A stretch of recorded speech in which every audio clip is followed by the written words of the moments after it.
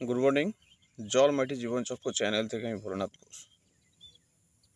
অনেক দিন ধরে একটা ভিডিও করব করে করা হচ্ছিল না, সেটা হচ্ছে খোল পচা জল নিয়ে। আমরা নানান জায়গায় শুনে থাকি যে খোল পচা জল গাছের জন্য একটি পুষ্টিকর খাদ্য। হ্যাঁ, অবশ্যই এটা অস্বীকার করার কোনো জায়গা নেই। প্রচণ্ড গন্ধ আসছে। আমার এই খোলটা সেই বৃহস্পতিবার থেকে পচানো আছে, না বৃহস্পতিবার থেকে 4 দিন। তো একটু দূরে সরালাম ফোনটাকে। পচানো ছিল মাত্র 100 গ্রাম খোল, দেখতে পাচ্ছেন পচে গেছে। তার মধ্যে অনেক রকম দেখবেন ওর মধ্যে পোকা টোকা হয়ে গেছে, মানে ভালো পচেছে আর কি। যাই হোক, এবার দেখায় আসি। আপনি গুগলে টাইপ করবেন খোল পচার জলের উপকারিতা কী। আমি নিজে টাইপ করে দেখেছি, সেখানে যেসব লেখাগুলো রয়েছে সেখানে দেখলাম এনপিকে টোটাল গুণাগুণ ছাড়াও আরও যেসব মাইক্রোনিউট্রিয়েন্ট উপাদান সেগুলো এর মধ্যে রয়েছে। তো সেটা তো রয়েছে, সেটা দেখলাম। সাধারণ চাষি হিসেবে আমি যেটুকু বুঝি, আমি তো এসবের ছাত্র আমি নই, তো টোটাল কতটা কি কোয়ান্টিটি আছে সেটা আমি মনেও নেই বা বলা সম্ভব নয়। এনপিকে বুঝি বা অন্যান্য মৌল উপাদানগুলো মাইক্রোনিউট্রিয়েন্ট যেগুলো রয়েছে, বোরন থেকে শুরু করে ম্যাঙ্গানিজ বা কপার, সব অল্প অল্প করে বা অল্প অল্প না, যথেষ্ট পরিমাণেই আছে এবং সেখানে দেখেছি এর প্রচণ্ড উপকারিতা আছে।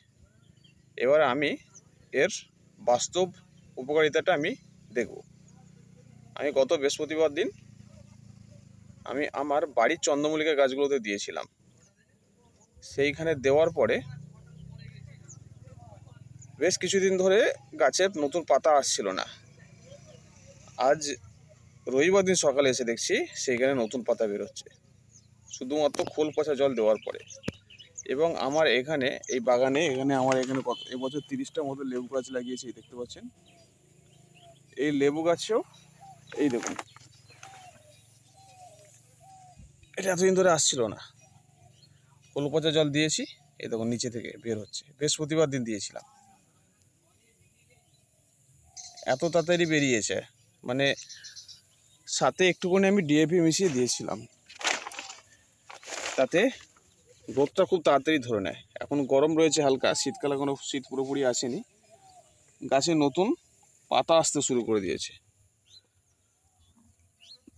তো রাসায়নিক সারের অনেক অপকারিতা আছে আমরা জানি, প্লাস পয়সা দিয়ে কিনতে হয়। আর এখানে এই 100 গ্রাম খোল মাত্র 15 টাকা দাম। তো 15 টাকা খোল পচিয়ে এই দেখুন 20 লিটার জল আমি রেডি করে রেখেছি। এই 20 লিটার জল আমি মেশাবো, তাহলে আমার খরচাটাও অনেক কমলো, অনেক হ্যাপাও কমলো। এটা সরাসরি গোড়ায় দেওয়াও যায়, আর এটা রাসায়নিক সারও নয়, এটা সম্পূর্ণরূপে অর্গানিক হয়ে গেল। তো খোল পচা জলের এই হলো সুবিধা। এছাড়াও গাছের চমৎকার গ্রোথ নেয়। আমি এই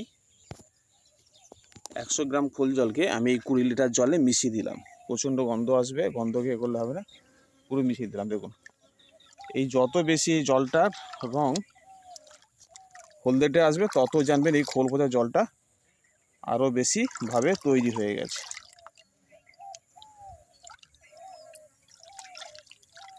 দিয়ে আরও বেশিভাবে তৈরি হয়ে গেছে।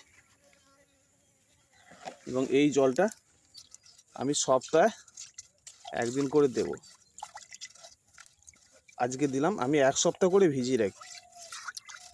বৃহস্পতিবার দিন যেটা দিয়েছিলাম সেটা 3 দিনের ভেজানো, এটা 1 সপ্তাহ। 1 সপ্তাহটা হলে জলটা আরও বেশি হলদেটে হবে এবং তার মধ্যে যেসব অণুজীবগুলো জন্মে নেয় সেগুলো আরও বেশি করে জন্মবে। 1 সপ্তাহটা হচ্ছে খুব উপকারিতা বেশি। এই দেখলেন, এইবার এই জলটা আমি পুরোভাবে তৈরি করে নিলাম। এই জলটাকে একটু ফেটে নিতে হবে। এটা সত্যিকারের গাছের জন্য খুবই একটা আদর্শ পুষ্টিকর উত্তম সার। আর এটা সরাসরি বেশি কম হলেও গাছে কোনো ক্ষতি হয় না, মানে স্লো রিলিজ ফার্টিলাইজার, গাছ ধীরে ধীরে গ্রহণ করবে, ধীরে ধীরে গ্রোথ হবে, গাছ সুস্থ থাকবে। যতটুকু আমার বোঝার ক্ষমতার মধ্যে রয়েছে সেটুকুই আমি বললাম। এবার পরিমাণ মতো নিয়ে আমি এই লেবু গাছে, এই দেখতে পাচ্ছেন এতটা করে নিয়ে এই লেবু গাছে সরাসরি পাতায় না দিয়ে এতে দিয়ে দেবেন। এই লেবু গাছের গোড়া দিয়ে দিলাম। এবার আমি সবকটা গাছগুলোতে দেব। তো দিতে দিতে ভিডিও করতে খুবই অসুবিধা হবে, তো আমি এখানেই রাখলাম। জল মাটি জীবনচক্র চ্যানেল থেকে আমি ভোলানাথ ঘোষ। ভিডিওটা ভালো লাগলে অবশ্যই লাইক কমেন্ট শেয়ার করবেন ও পাশে থাকবেন। ধন্যবাদ।